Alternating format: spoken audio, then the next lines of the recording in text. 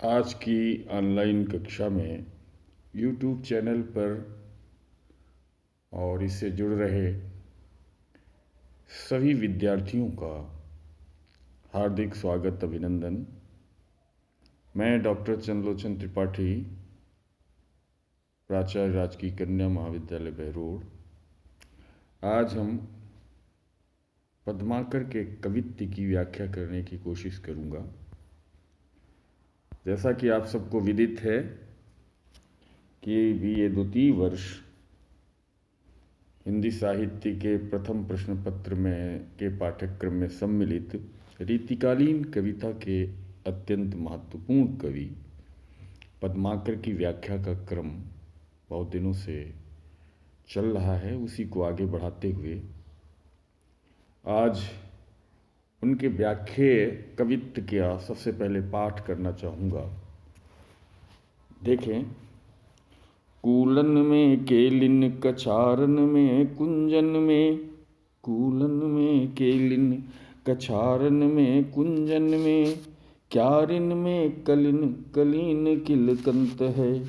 कहे पद्माकर परागन में पौनहू में, पानन में पिकन पलासन पगंत है। द्वार में दिशान में, दुनी में देश देशन में, देखो दीप दीपन में दीपत दिगंत है। बीथिन में ब्रज में, नवेलिन में बेलिन में, बनन में बागन में बगरो बसंत है। व्याख्या की पद्धति के अनुसार सबसे पहले एकाग्र होंगे व्याख्या पर, और इस व्याख्या के क्रम में सबसे पहले हम विचार करेंगे संदर्भ पर। संदर्भ इस कवित्त का कुछ यूँ लिखा जा सकता है, अपनी मधुर कल्पना के माध्यम से, सहज मधुर कल्पना के माध्यम से अत्यंत सजीव मूर्ति विधान करने में प्रवीण रीतिकालीन हिंदी कविता को अपनी वाणी द्वारा रीतिकाल के अंतिम दौर में पूर्ण उत्कर्ष पर पहुंचाने वाले रीति परंपरा के उत्कृष्ट कवियों में से एक पद्माकर द्वारा प्रणीत ये कवित्त उनके पद्माकर कवित्त से आग्रहित है। प्रसंगतः इस कवित्त में कवि ने महाकवि पद्माकर द्वारा ये रचित ये कवित्त उनके मूलतः प्रकृति वर्णन से संबंधित है। इसमें कवि ने ऋतुराज वसंत का जो मनोरम प्रभाव है, जो संपूर्ण सृष्टि के कण-कण में, संपूर्ण प्रकृति के कण-कण में जिसका प्रभाव दिखाई दे रहा है, अनुभूत हो रहा है,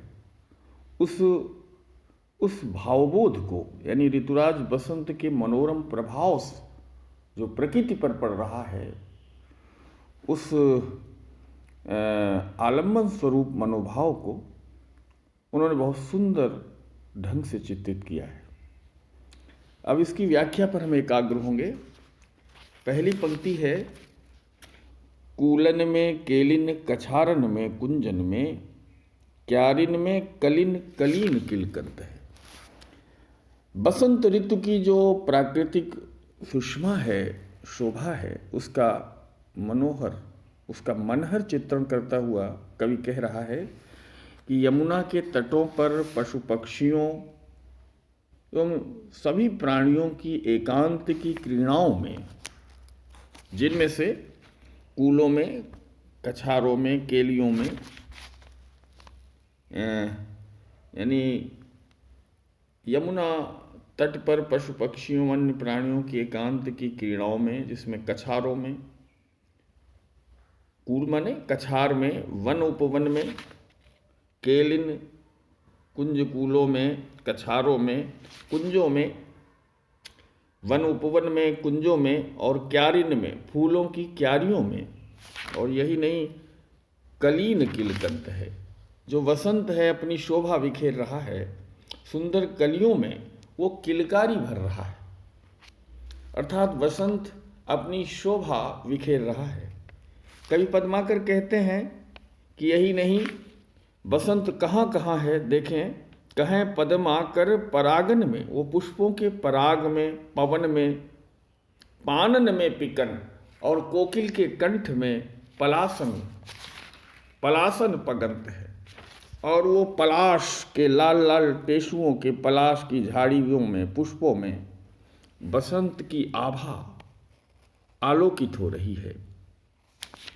आगे पद्माकर इसी बात को बढ़ाते हुए कहते हैं कि द्वार में, दिशान में, सृष्टि के प्रसार में, पूरी प्रकृति के प्रसार में कैसे बसंत की शोभा बिखर रही है, बसंत की शोभा कैसे पूरी प्रकृति और सृष्टि को आलोकित कर रही है।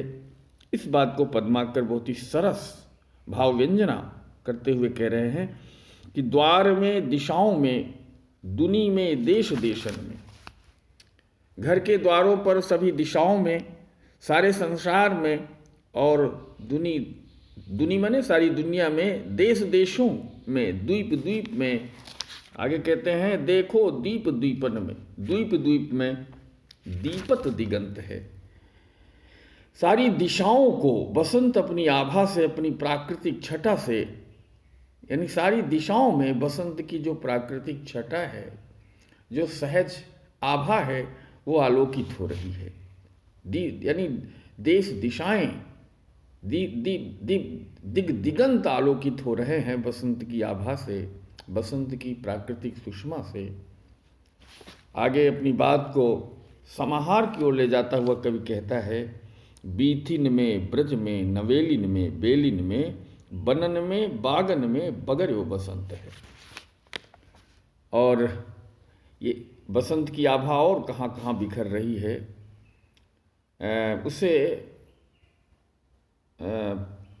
उसे सारतः अंतिम पंक्तियों में कवि कह रहा है कि ब्रज की गलियों में, बीथिन में, सारी गलियों में, सारे ब्रज की गलियों में, और नवेलिन में, बेलिन में, और ब्रज की कामिनियों में, बेल लताओं में, बनों और बागों में, बनन में, बागन में, बनों और बागों में सर्वत्र ऋतुराज बसंत का आगमन हो गया है। ऋतुराज बसंत अपनी सुषमा फैलाता जा रहा है, प्रसरित करता जा रहा है। कवि यहाँ कहना चाहता है कि इस तरह बसंत के आगमन से, इस बसंत के मनोरम प्रभाव से संपूर्ण प्रकृति तथा जड़ चेतन जगत, देश दिशाएं, दिग दिगंत अत्यंत शोभायमान हो रहे हैं, अत्यंत दीपित हो रहे हैं। बगर्यो, जैसे बसंत ने अपना मुंह खोल दिया हो, बहुत ही क्रिया विदग्धता का प्रयोग किया है। बगर्यो, जैसे बसंत ने अपना मुंह बगाड़ दिया हो। अब बसंत अपने प्रभाव को, अब प्रकृति के कण में अपने बसंत अपनी प्राकृतिक शोभा के प्रभाव को सार्वत्रिक रूप से बिखेर दिया है, अर्थात वो अपने मुंह को बगाड़ दिया है, अपनी आभा चारों ओर वो बिखेर रहा है। कहना न होगा कि यहाँ पर कवि ने आनुप्रासिक छटा के साथ बसंत का, बसंत के आगमन का और बसंत के मनोरम प्रभाव का प्रकृति में, प्रकृति पर, सृष्टि के कण कण पर बसंत के मनोरम प्रभाव का बहुत ही सरस और सहज चित्रण किया है। आलोचनात्मक टिप्पणी के रूप में अगर हम विचार करें तो कह सकते हैं कि पद्माकर की जैसी अपनी उनकी काव्यत्व की विशेषता है कि वो प्रवाहपूर्ण भाषा में क्रिया विदग्धता का चित्रांकन करते हैं। उदाहरण के लिए जैसे वो कहते हैं कि बनों में, बागों में बगर्यो बसंत हैं।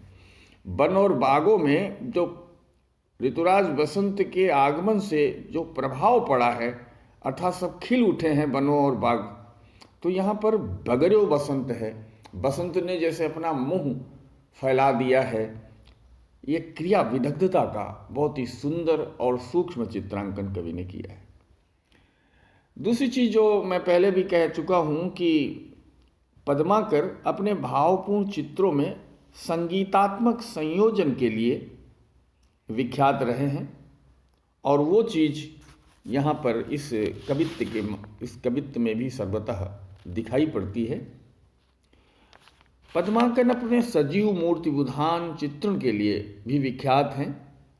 उनके चित्र बिल्कुल सवाक होते हैं। जब वो कहते हैं कि बीथिन में ब्रज में नवेलिन में बेलिन में बनन में बागन में बगर्यो बसंत है, जब वो कहते हैं कि बसंत ने अपना मुंह फैला दिया है, तो एक सवाकता, चित्रों की विशेषता सवाकता, यानी जैसे चित्र बोल से रहे हैं।